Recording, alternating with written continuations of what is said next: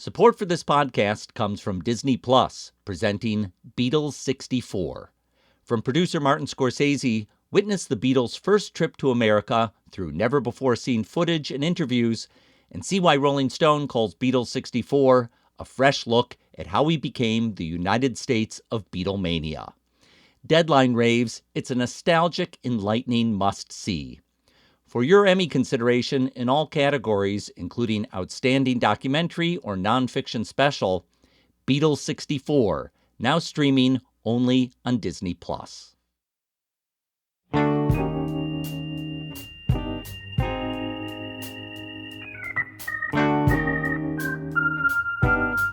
This episode was recorded live in New York City with Ahmir Questlove Thompson, Reginald Hudlin, and David Tedeschi.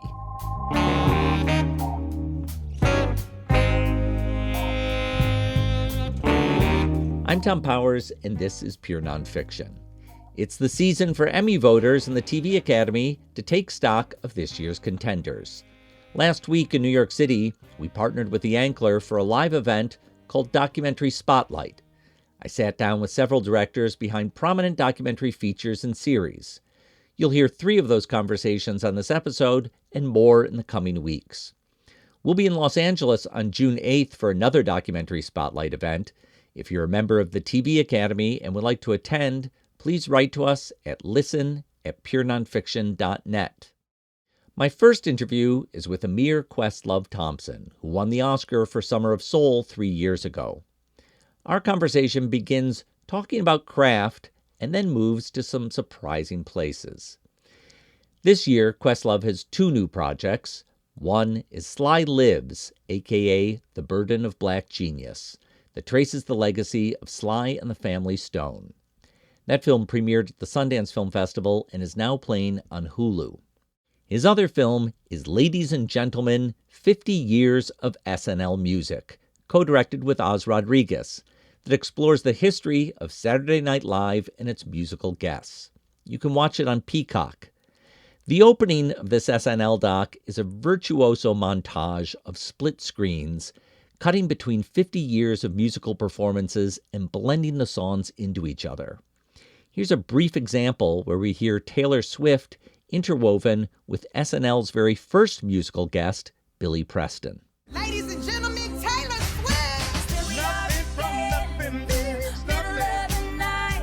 You gotta have some if you wanna be with me. You got to know how to party. You got to know how to party.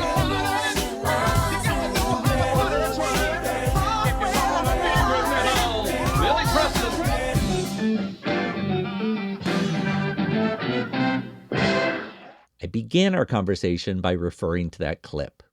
We got a few seconds of this intercutting that's happening between like Taylor Swift and Billy Preston. But there's several minutes in the beginning of the film where you're cutting through 6 minutes, yes. through I don't know how many acts. But the dexterity of that edit is just mind-blowing. I mean, I think you could just show that to an editor, and if they stay in the room, then they've got some hope, and the weak ones will just crumble and walk away. It's SNL, and in my mind, what good is any SNL product or project if it doesn't have a strong cold open? And so, initially when I got this project, I was just going to do like the 50 best performances of SNL. It sounds simple, right? But then I chose by the time I made my 35th choice, I was still in 1987, 88, and I realized I wasn't going to make it to 2025. Like something was going to have to get sacrificed. So had to sort of knock the Jenga down and start over again. And basically me and John McDonald, my editor, we're both musicians and kind of DJ-centric. So I wanted to build a world in which I could amalgamate in a natural way for Cher, Hanson, Devo, Dolly Parton, and Salt and Pepper to just fit in one effortless review, and so yeah, this took us 11 months to.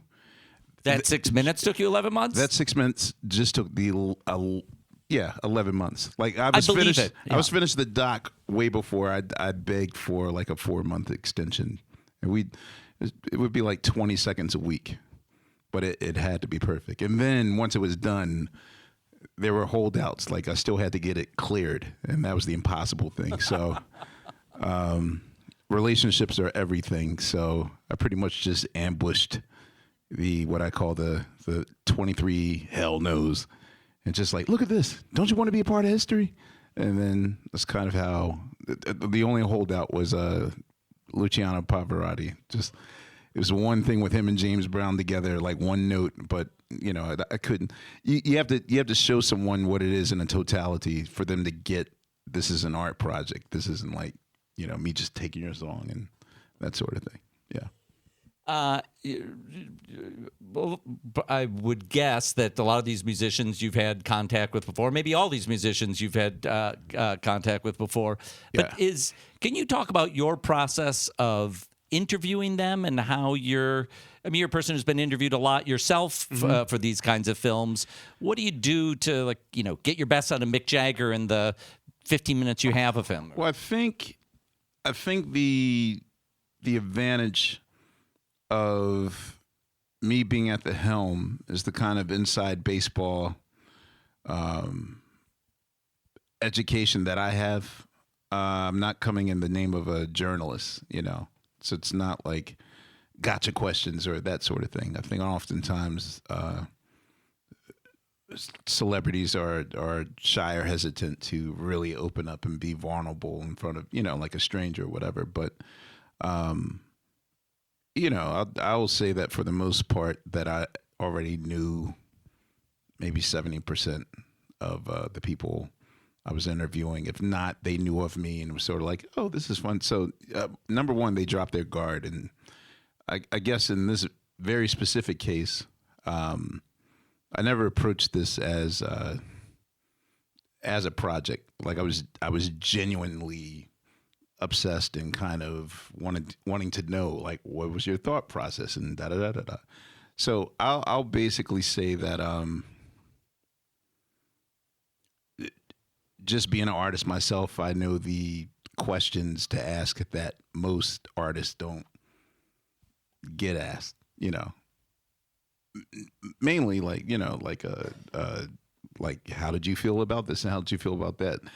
What I'll say probably what I'll say is that there is a kind of a narrative thread with the 16 stories that we tell, and that's the thing that I want people to sort of take with them, which is I'm always trying to figure out like what message can I give creatives and how to create, because people often ask like, well, can you give me advice on that sort of thing? And so for these 16 stories, the premise is always the same. It's like someone's presented with a challenge, and the first thing they react to is, no, this cannot happen. Like Eddie Murphy thinks it's dumb to be James Brown in the hot tub. Like, what does that mean? Jimmy Fallon does not want to knock on Mick Jagger's door to sort of present this idea to him about them being in the mirror together. Even with the Elvis Costello situation with him switching songs mid-performance, like there's a pondering, and then there's a one step forward, and then there's a paradigm shift, and then next thing you know, you made history. None of them know. No one knows that they're making history at that moment, and then they just, and that to me is like the real answer of artistry. Just take one step forward, show up, which doesn't sound like notable or all that important, but literally it's just being present, stepping into it, and kind of let the universe do its magic, So how did you find that structure? I know I was watching and I was like, when is that Elvis Costello moment going to come? Which comes like 90 minutes in the film, even though it was in 1977. I can't even lie to you. Like the story kind of just found us.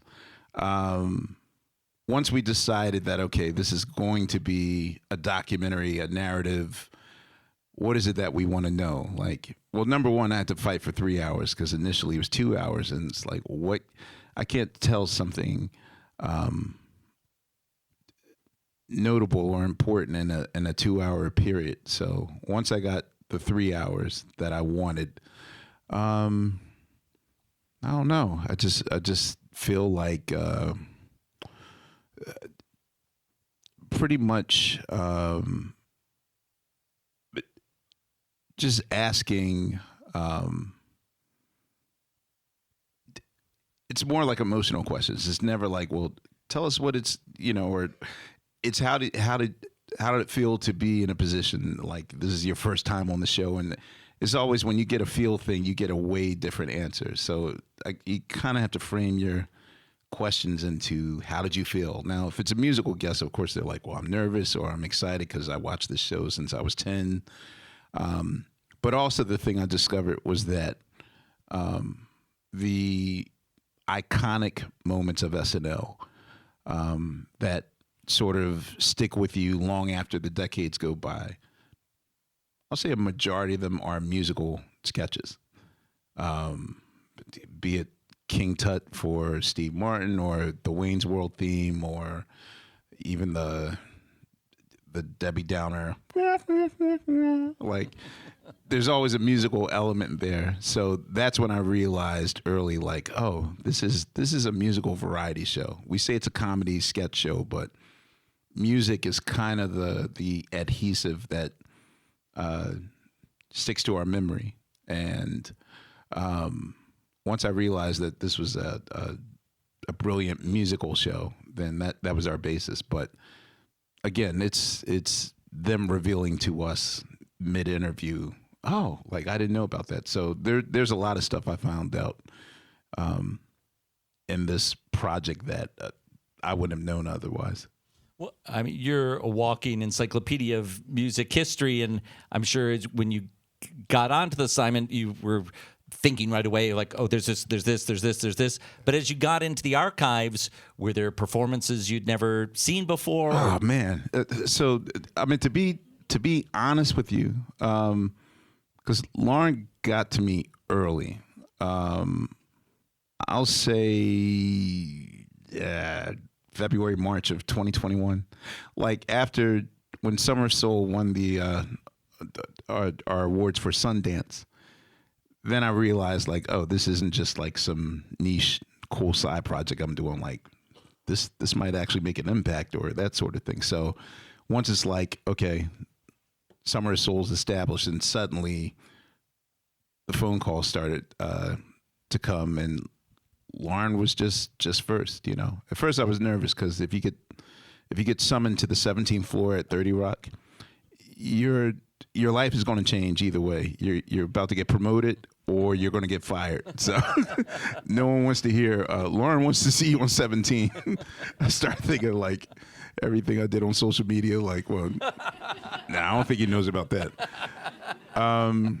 So pretty much, once he gave me a kind of a 3-year head start with it.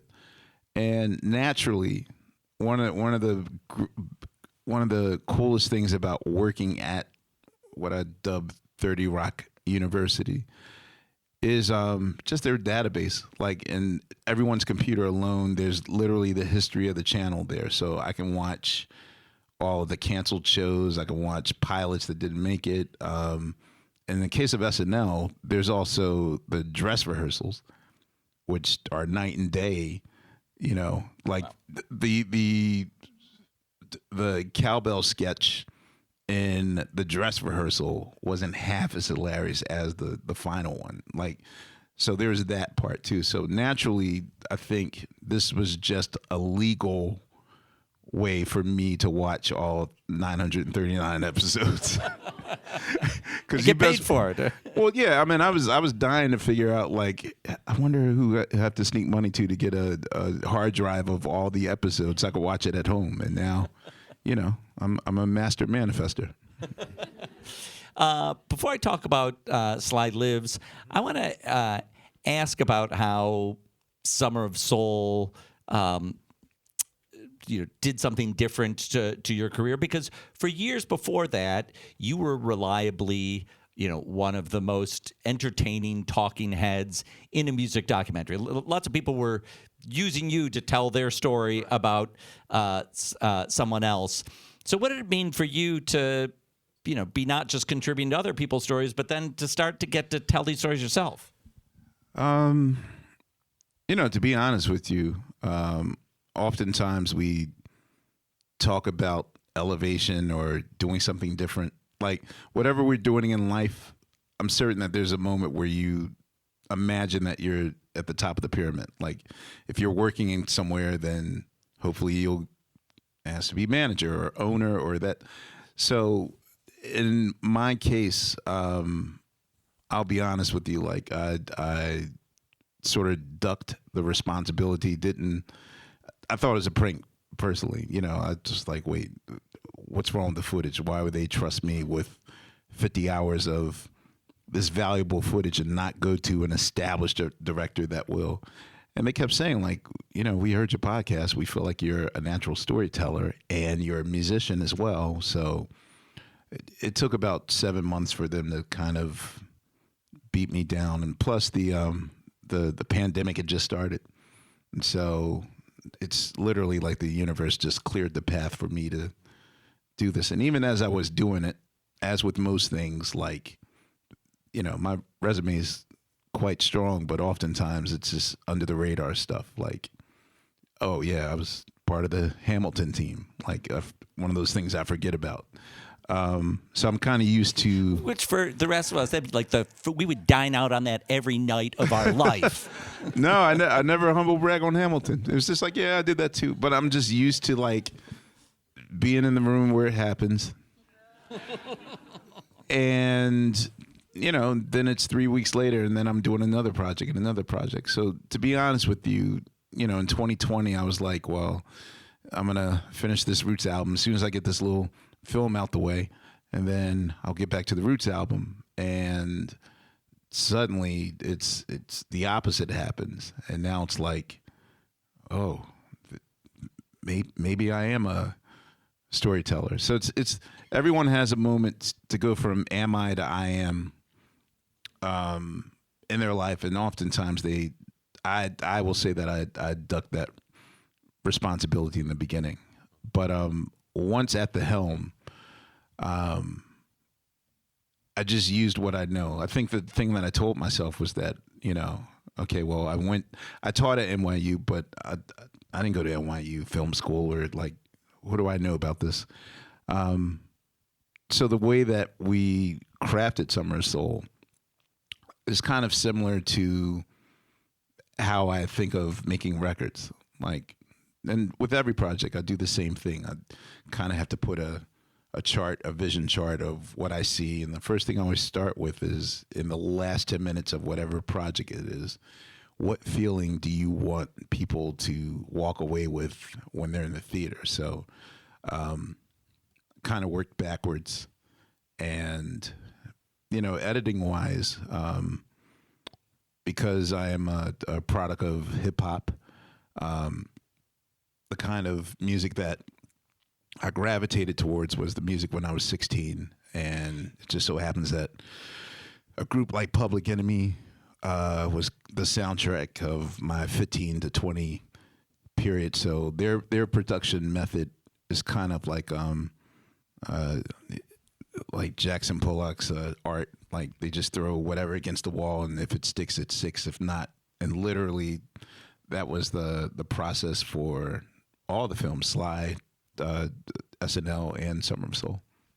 So once you kind of gain this mantle of you can be this storyteller, it doesn't surprise me that the story of Sly and the Family Stone would be one that you would gravitate to. Yeah. And but maybe you can say why that was such an important one to you. All right. So I think we started.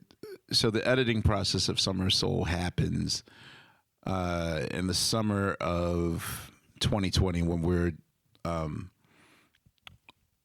yeah, like I'll say in the last 3 months of editing, and we're watching an editing Sly and the Family Stone for Summer of Soul, and I tell my editor and producer, I'm like, yo, I said, it's so weird at this very moment. Sly doesn't know that this performance in Harlem is a 10-day dress rehearsal for the event that's going to change his life, which is Woodstock. Once Sly and the Family Stone does Woodstock, then he will be a household name. And there's this immense level of pressure that he'll be under, that he sort of buckles at the knees. And history, it's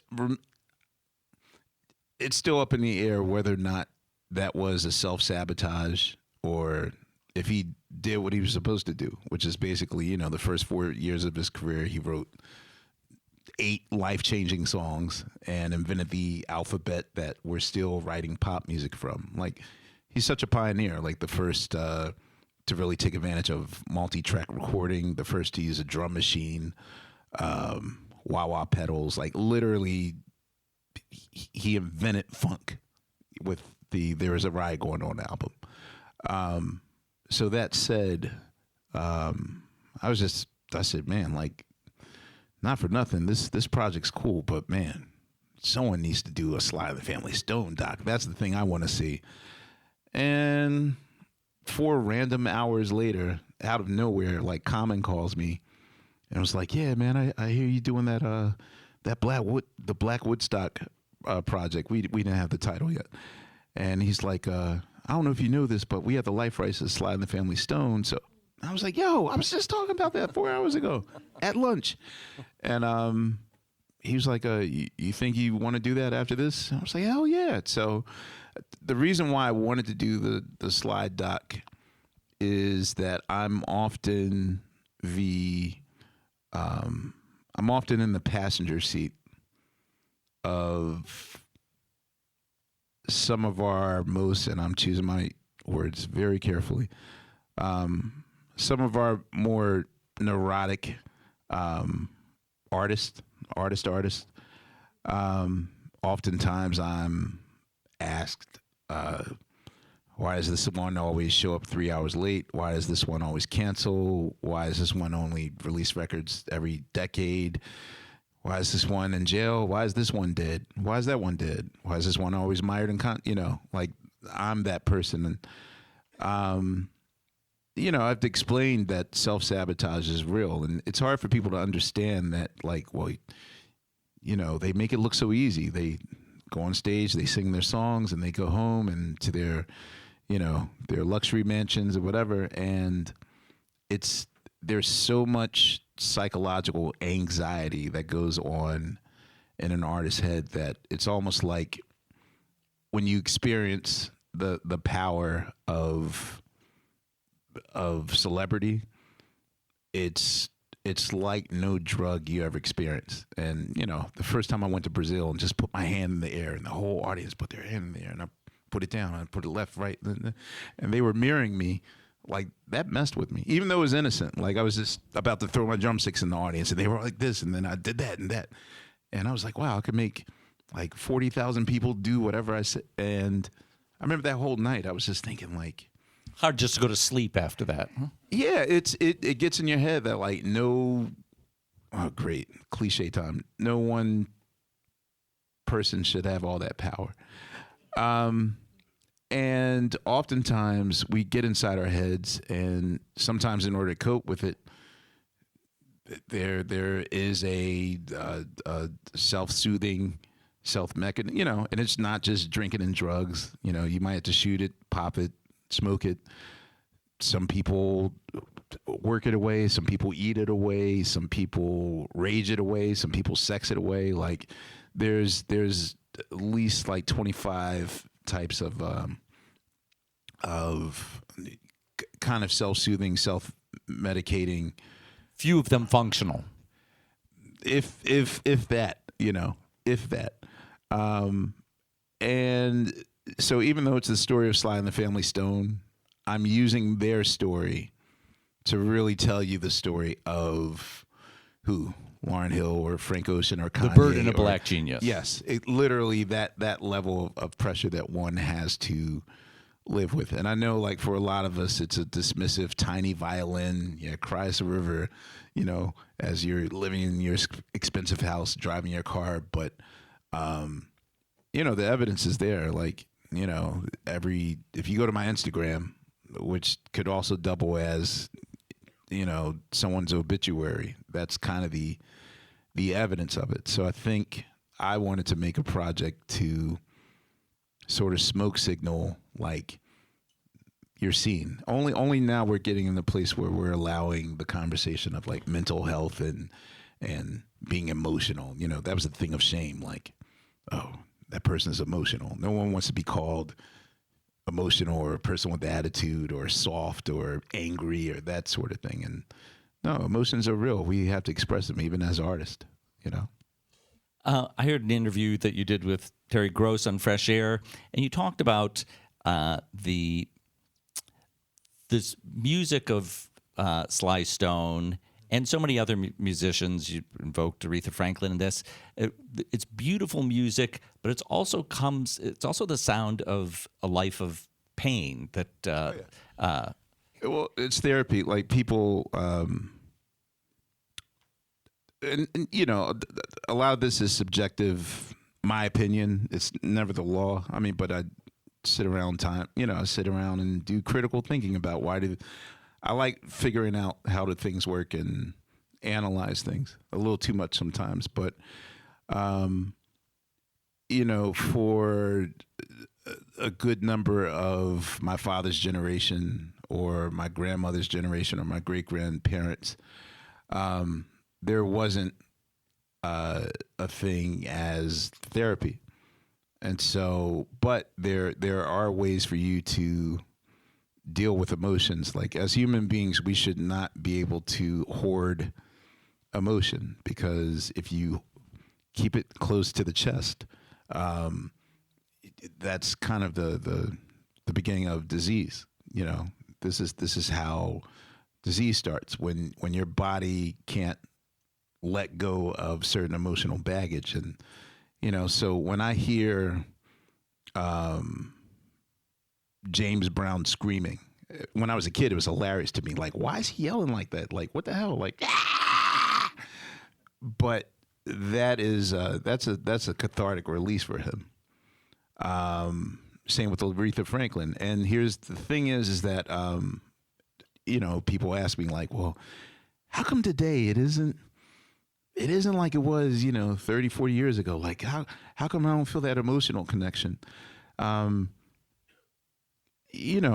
85, 86, probably we discovered the greatest way to numb,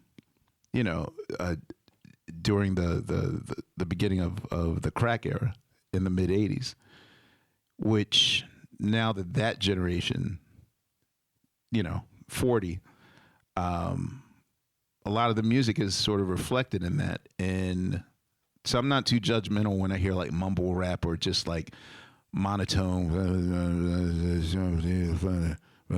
like the same note everywhere, never an inflection, never emotion, because it's numbing of emotions. Like, our version of numbing of emotions was cool. Like, the idea of cool is hoarding your emotions. You hide behind sunglasses. And because our arrival in this country came with penalties if you express an emotion, you're showing off, or you're soft, or whatever, like suspect. If you laugh too much, what you laughing at? If you cry, you're not a real man, or you're emotional. You're always always crying. Or anger, then you got an attitude, or you're the angry person. And so oftentimes, because emotions aren't safe, one will just hide it.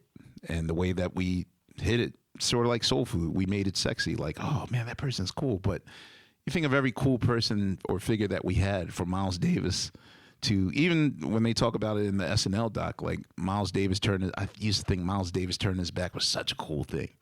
But then I realized like that's his way of, like you'll quit a relationship before you get fired or dumped, and so that's I mean there's so much under the surface with that, and I think that now we're just starting to get comfortable with the idea of being vulnerable, which not. I don't know why that's such an issue with us, but, like emotional trust and not getting hurt. We're in the beginning stages of that now, of trying to correct 500 years of resistance. I wonder when you noticed that was a theme, when you realized that was important. Because, you got to walk it like you talk it. And for me, that's always been... 5 years ago, I would have never told a journalist like, well, I've been in therapy for da-da-da-da-da-da, because, it was always done with shame. Like, you don't want no one to think you're crazy or that sort of thing. That's kind of how we saw therapy, or sort of like a luxurious white thing, therapy. And, I think when you inch towards 40, you start to think of your life differently, especially if you're a public figure. And it's like, what do I want to leave people with?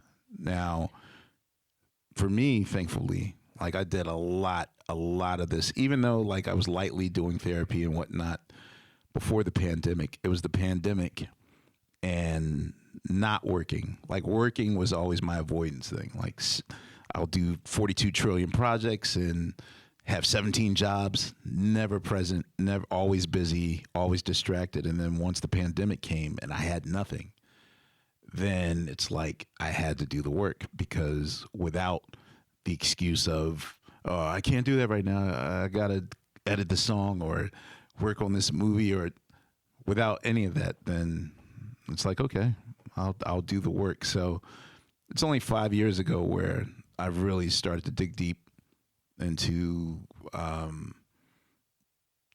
just what is it that I want to be. And it's not like the cliche thing like, well, I want to be a good example to people, whatever, but it's like you kind of have to live it yourself. So great example is like after the Oscar, after that, like literally probably 9 months after the Oscar, like the crazy amount of panic attacks, self-sabotaging, fear, all those things sort of came to a head. And, but I was wise enough to know, okay, this is where you start the path that they're on. And if you don't do it, then if you see the evidence of our self-sabotagers today, like that's the road you're headed to. So, as an artist, I'm aware of it every day. And I think for me, I especially on my side of the fence with hip hop, like there's so much emotional work that has to be done that I think that we're not getting to. And I'm tired of death being the end of the sentence. You've given us so many gifts, and I feel like this is a new one, this conversation that you're beginning. Go home and watch that cold open. I was like, back to SNL. Of SNL. I know you've got a lot of projects in queue coming up, an Earth, Wind, and Fire documentary. Yeah, we're finishing Earth, Wind, and Fire right now. So you're going to love that one. It's about metaphysics, not about Earth, Wind, and Fire, but about metaphysics. Well, it's such a pleasure. Thank you so much for coming and sharing your stories tonight.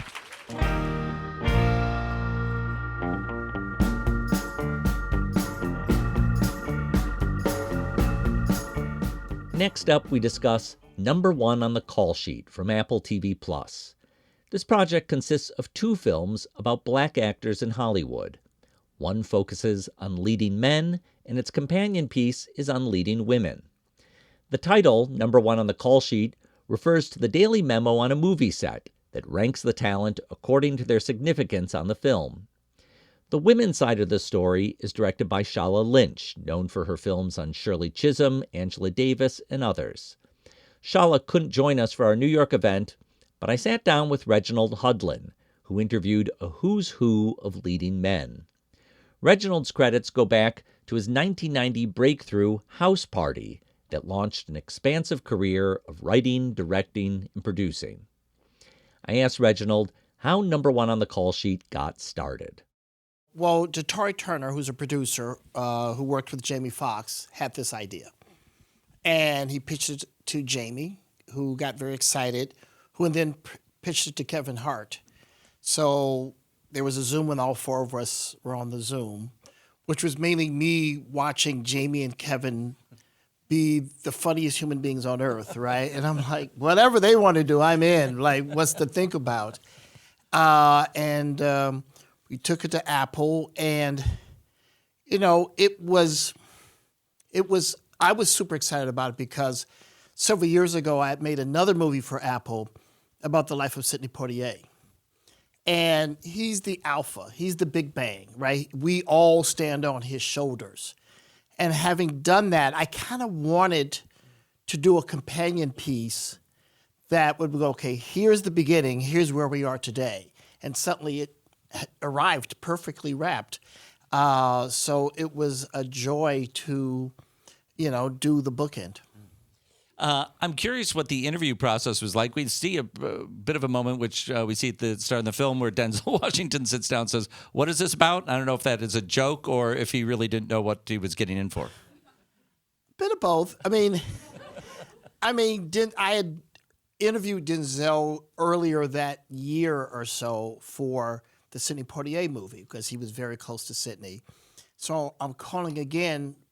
And he's like, what? You want to do it? What? Another interview? You know, I was like, yes, you have to do it. And, you know, I kept getting calls. They were like, you know, from his reps going, I'm not saying he's not going to do it. I'm like, oh, man. So he did it, and we had fun like we always did. Now, I mean, you're part of this history. You knew a lot of this history, especially from doing the Poitier film. Mm-hmm. But when you're doing these interviews, are you also learning parts of this history that you didn't know? Well, yeah. I had worked with a lot of the people on other projects, or we knew each other socially. But that doesn't mean, you know, we asked questions which they gave really surprisingly honest answers to, and stories I had never heard before. I mean, when Lawrence Fishburne talks about being 14 years old on the set of Apocalypse Now in the Philippines, and he's asked to do a scene about sex, and he's 14, he's never had sex, he can't deliver the performance that Francis Ford Coppola wants, and he could tell Francis is disappointed. And they're doing 40 takes, and he's dying inside. And you know, the star of the movie comes by and he says, do you know you're a really great actor? And he saved Lawrence's spirit, his soul in that moment. He said, he saved my life. And he said, that's what Number One on the Call Sheet is. And that was a lightning bolt story. And there's lots of powerful stories like that in the movie. And I just felt so fortunate to be asking these questions and getting these answers. Because the movie is about a winner's mindset, ultimately, right? And there's all these different paths to winning. And, you know, the attitude that Denzel and Morgan Freeman have, where it's just all about craft and money means nothing, you know, versus, let's say, you know, Kevin Hart or Ice Cube. But the fact is, they're all successful, and they're all doing great work. And that's an important message for everyone to hear. Like, there's all these paths to winning, but they all have something in common, which was be willing to do the work. I mean, when Kevin Hart talks about years and years of failure, like, this is going to change my career. No. What about this project? No. And he does something extraordinary, which is that he doesn't externalize blame. He realizes, I've got to get better. And he goes back to acting class. And as he says, I'm with the weirdest people ever, but I needed that. And, he got better. Yes, I mean the title is a kind of triumphant one, number one on the call sheet, but the pathways, the stories that you've captured are really part of that journey. So you're making your version. Shala's making her version. When you saw the interviews that she was doing, was there like a different tenor to them between how the women were saying and the men were saying? Well, I mean, we knew that there were too many stories and too many subjects to make it all one movie. And the experience of women in Hollywood and men in Hollywood were different enough that we felt like it was appropriate to make it a separate story and to have a woman tell that story. And Shala's been a friend of mine for many years. I first dragged her kind of into Hollywood when I was producing the Governor's Awards. And the people who are honored, they make a short biographical film about them. And I have been sort of politicking behind the scenes to give Harry Belafonte an honorary Oscar because he had won an Emmy, a Grammy, and a Tony. He's like, he's one letter away from EGOT. We've got to fix this. So they decided to, in fact, honor him. And then they asked me to produce that show. So when I got the list of kind of approved filmmakers, I said, well, there's no black people on the list. And they said, well, do you have any to suggest? I said, yes, I do. So I called my friend Shala, who happened to be in L.A., and I said, there's this project. It's really important. You got to do it. You got to kill it. And she's like, well, Reggie, I'm really busy. And I'm shooting laser beams at her. He goes, oh, you're just telling me what I'm going to do. Yes. Not asking. This is not an option. And she did a spectacular job and has gone and do other projects for the Academy.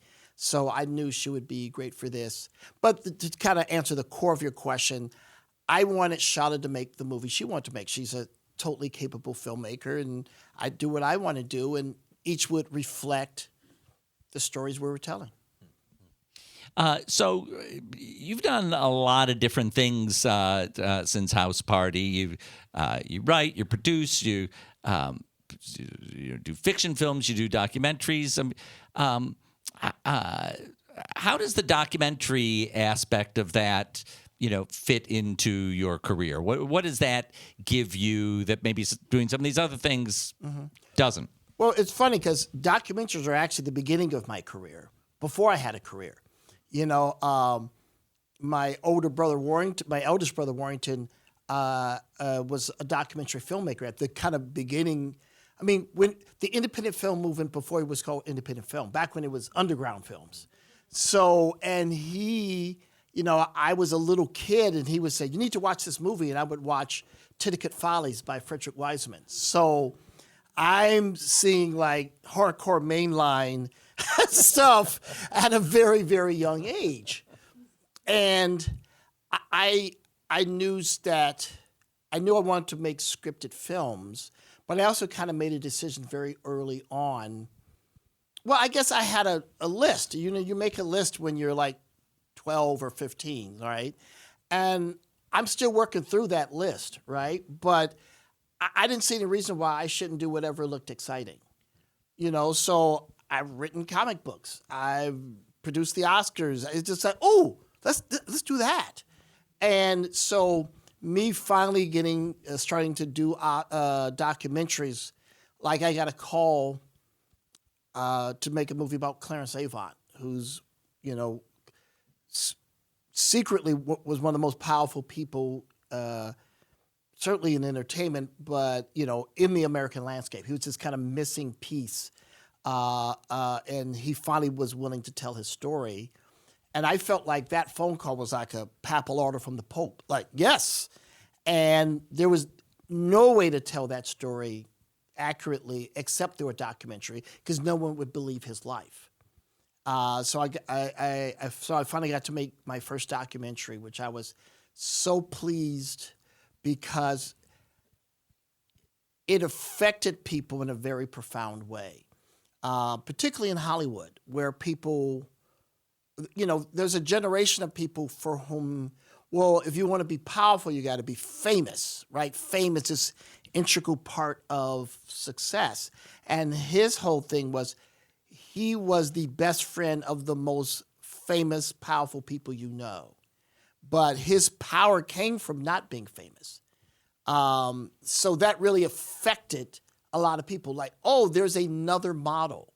And here's a guy who is involved in music and film and television and organized crime adjacent, and he's helping presidents get elected. Wait, So that was super satisfying.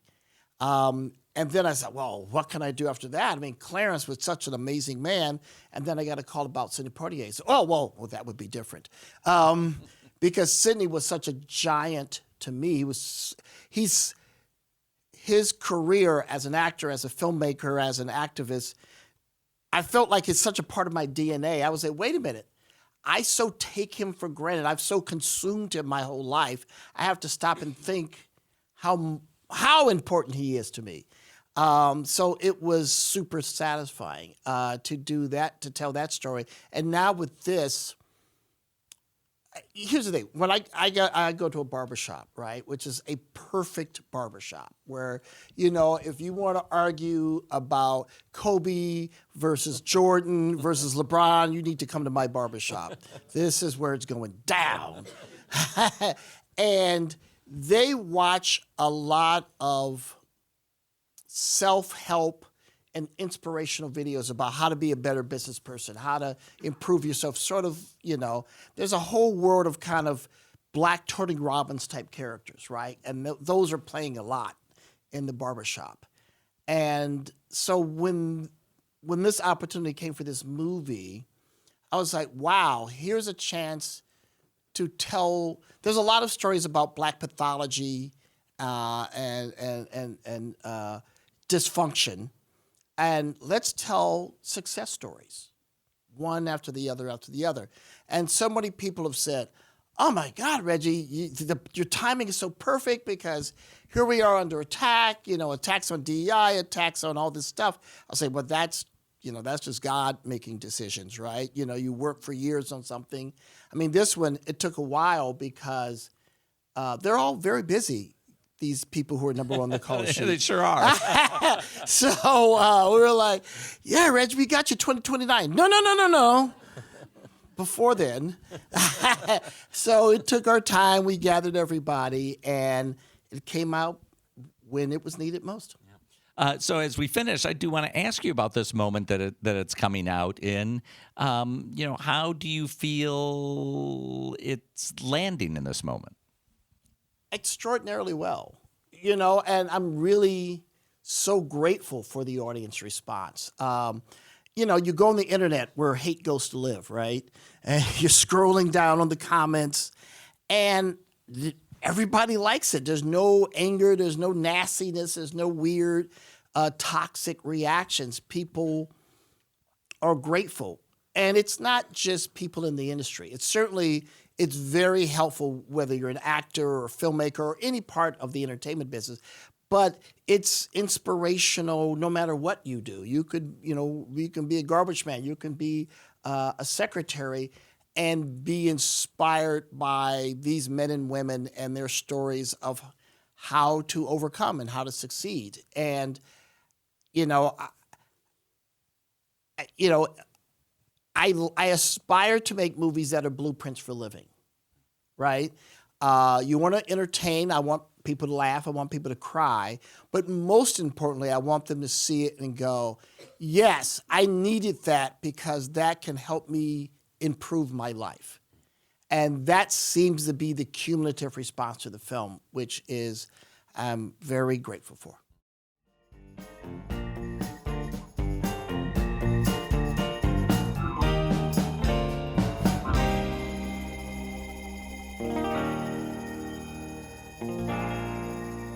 Our third and final conversation is with David Tedeschi. He has a long career collaborating as an editor and producer with Martin Scorsese on documentaries about George Harrison, Bob Dylan, and others. David's new film is Beatles 64 from Disney+. When the Beatles first came to America in 1964 to appear on Ed Sullivan, they were filmed by Albert and David Maysles, the pioneering doc makers known for Gimme Shelter and Grey Gardens. The Maysles followed the Beatles for 14 days and made a film called What's Happening? The Beatles in the USA. In this new project, David draws upon the Maysles' 60mm footage that's been beautifully restored by Peter Jackson's team. David interweaves other material, including new interviews of people who experienced that trip. I asked David to describe the Maysles footage, how it had been used before, and what he was seeing for the first time. A fair amount of it had been in What's Happening, which is the Maysles brothers edited it in, I don't know, maybe 6 weeks. It showed on, this is how much the world has changed in a way. It showed on CBS, but it was considered so radical that Carol Burnett did these interstitials kind of explaining what they were seeing. It's very strange, and one copy of it remained at the Academy Film Archive, so we got to watch it. And then Al Maysles, along with I think it was Susan Frumke and a team of editors, revisited it in 1991, and they added a little bit more footage. This has over 20 minutes of new footage from the Maysles material. And we're kind of in a world now where there's so many collectors, there's so many kind of things that have thought to be lost are kind of turning up again. And so there's quite a lot of stuff from that. And then there was the performance in Washington, which was filmed at the time. The Maysles shot 1 or 2 songs, but it was filmed on 2-inch video. And the Maysles had never, in any of their versions, had never really incorporated those performances, nor did they incorporate the Ed Sullivan Show. And we're interested in the music as much as we're interested in anything else about the Beatles. Now, we just saw some of that footage. If anyone has ever seen any of What's Happening before, it never looked that good before. Can you talk about the restoration process on this? Sure. When I started working, it was sort of the end of the period of 16mm. And I remember 16mm, it scratched very quickly. It was dirty very quickly. And it was hard to get a good print, and I like to say it's as if Peter Jackson's company, Park Road, did a full picture restoration, and it's like they put a magic wand over it. They had the original negative, and they had everything. They had work prints, and they had inner negatives, inner positives, and they transferred everything, and then they pieced it. This edit room that had essentially been closed in 1965, they pieced it all back together again. So when I came onto the project, it was all organized very kind of neatly with a bow in the Avid, and it was extraordinary. The Beatles arrived to the U.S. in February 1964, just a few months after John F. Kennedy's assassination. I asked David to reflect on that historical context. Well, the part of the goal of the film was to document what that world was like in 1964. That there's been, it was a very different world, and it's not actually in the film. David Lynch told a story where his girlfriend locked herself in her room for 3 days after the assassination because she was so upset she couldn't leave her room. And it was a real moment of trauma. And remember, this is basically in the Christmas season. It's November, December, January. And it was a very traumatic event. Was there two parts to the question? I forget. No, I mean I think you answered what that historical context was. You talked about how new things have turned up. This is a very combed over history, and so what were the things that came to light for you that that stood out to you? I mean, there were a lot of different things. A lot of it came up during the research. Like I read this essay by Sigrid Nunez, who was not able to be in the film, but she talked about how she grew up in the Bronx. She was a 14-year-old when the Beatles came to New York, and she talked about how they saw something, she and her peers, that nobody else saw. And that, in a way, it was discounted because they were young women. And I thought that was kind of interesting. And, we got Jane Tompkins, Vicky Bernacosta. We got people, young girls who had gone to the Plaza Hotel, and Jamie Bernstein, to talk about, who were articulate about what that experience had been like, why it was important to them, why it was life-changing for them. Along with other people. But I would also say, part of the context, it was so scandalous how long their hair was. And yet, you can see their ears. Their hair is not long at all. And for me also, there's a piece by Betty Friedan, a clip of Betty Friedan on the TV show from maybe 1965, 1966. And she's talking about what long hair meant.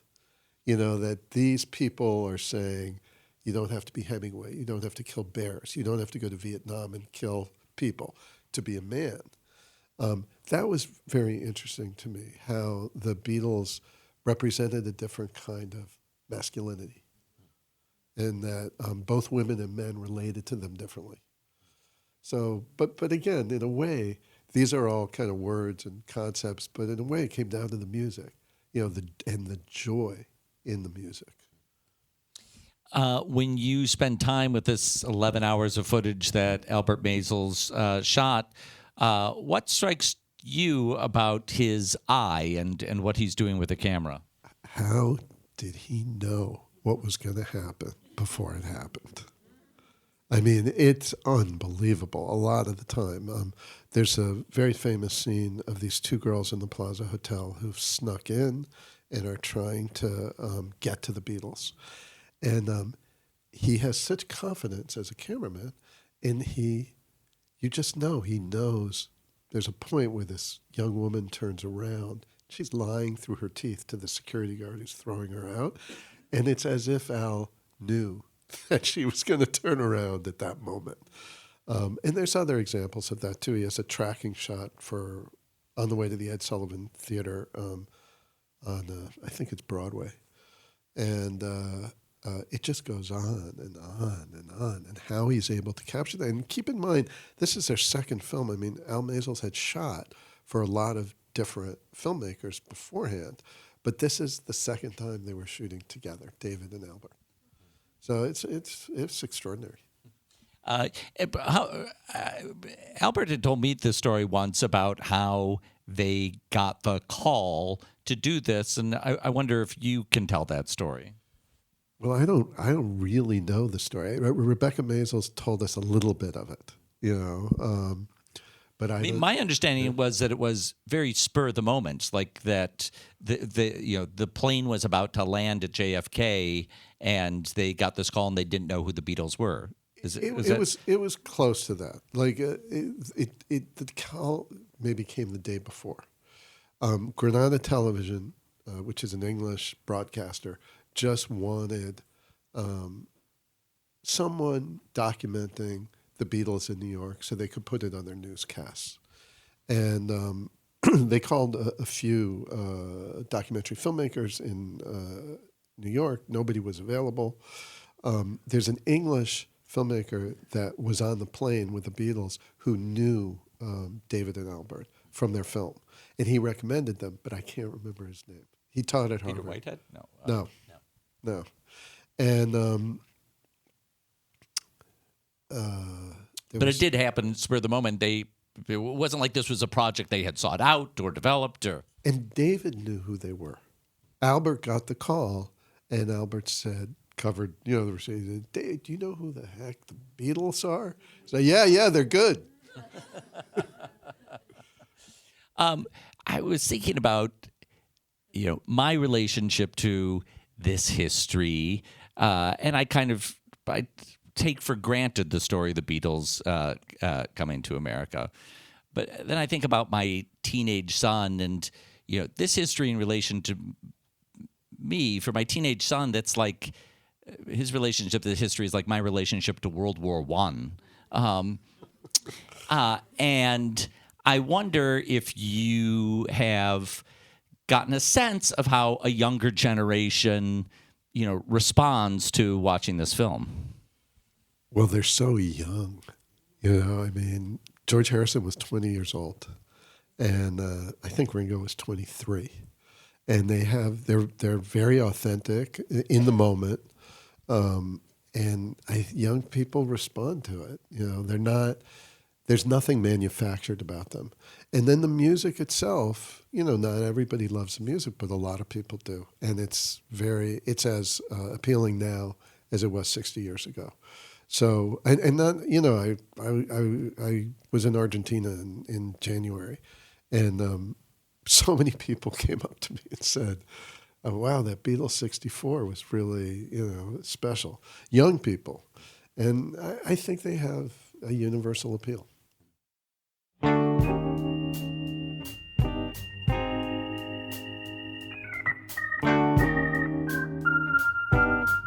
That was David Tedeschi talking about his film Beatles 64. You can watch it on Disney+. Earlier in the show, we talked to Reginald Hudlin, who directed number 1 on the call sheet, playing on Apple TV+. And we started with Ahmir Questlove Thompson.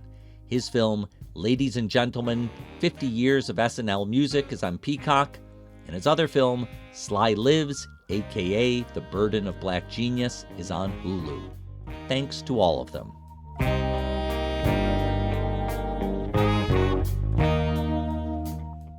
On our next episode, we bring 4 more conversations from our documentary spotlight in New York City.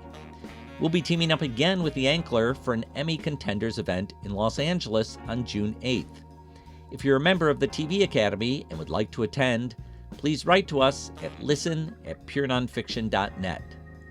Thanks to the Ankler team of London Sanders and Hannah Hensler, and to our photographers, Lou Aguilar and Carlos Sanfer. Thanks to our team, Doc Voices writer Bella Racklin, series producer Hannah Nordenswan, and web designer Cross Strategy. Our theme music is composed by Andre Williams, and our executive producer is Rafaela Nehausen. I'm Thom Powers. Follow us on Instagram and visit our website at purenonfiction.net.